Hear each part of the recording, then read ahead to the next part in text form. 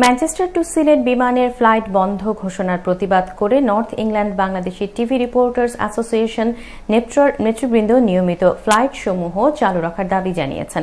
গত ৬ জানুয়ারি মঙ্গলবার লিভারপুল শহরের ঐতিহাসিক আবদুল্লাহ কুলাইলিয়াম মসজিদের কনফারেন্স হলে অনুষ্ঠিত নেপটর এক বিশেষ সভা থেকে দাবি জানানো হয়।